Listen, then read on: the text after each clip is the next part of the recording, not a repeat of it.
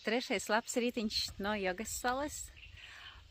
Esmu pamodusies šodien pēc 8, un atkal jau brālis ir klāt, atvedis ķiegeļus, jau uzmurējis līdz galam mūsu plītiņu. Plīt parādīšu. Re, kur jau arī skurstenis ir. Jā, ne tikai plīts. Un es ceru, ka tā darbosies. Šodien noteikti izmēģināšu. Gulēt šodien bija vēsāk, bet vienalga es nenosalu, viss bija labi. Jau izdevās uzkurt ugunskura. Te, kur žāvēs zābaki, kaut arī gumijas zābaki, bet vienalga palika slapji visi, jo no biksēm viss tek iekšā. Ar vārdu sakot, šodien ir vienīga diena bez lietus, vismaz tā sola, un es ceru, ka šodien izdosies izdarīt maksimāli daudz, bet arī būs jāizbrauc arī uz krastu.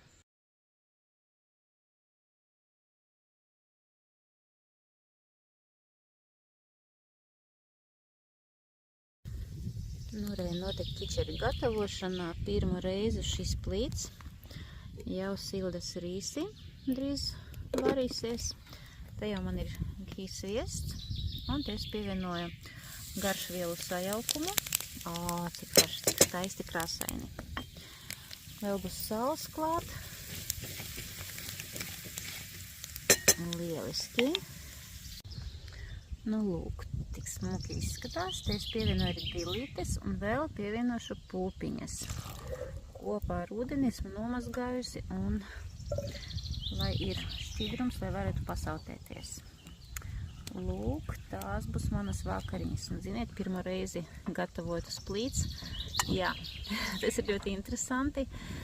Jāsajūt vēl gatavošanas ātrums un kā var mainīt uguni, tā kā viss ir процесса. Ну вот, кичери готов.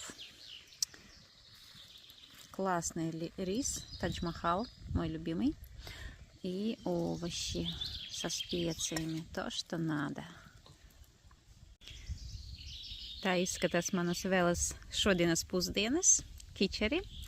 Sēžu pie ugunskura, tāpēc, ka reāli paliek augsti, un tas vairāk arī tāpēc, ka purvakarmas laikā sāk palikt augstāk, jo organisms izmanto diezgan daudz enerģijas, lai atbrīvotos no toksīniem.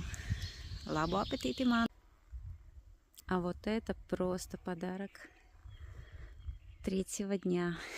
Вечер. Прекрасный закат иду смотреть. Обалденно. Да, это один из моментов, ради которых действительно стоит приезжать сюда. Сейчас вам покажу, наверное, чудо.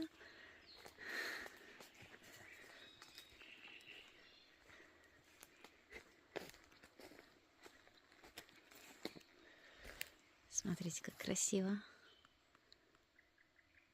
Когда закатное солнце, хвощ отсвечивает просто как в сказке.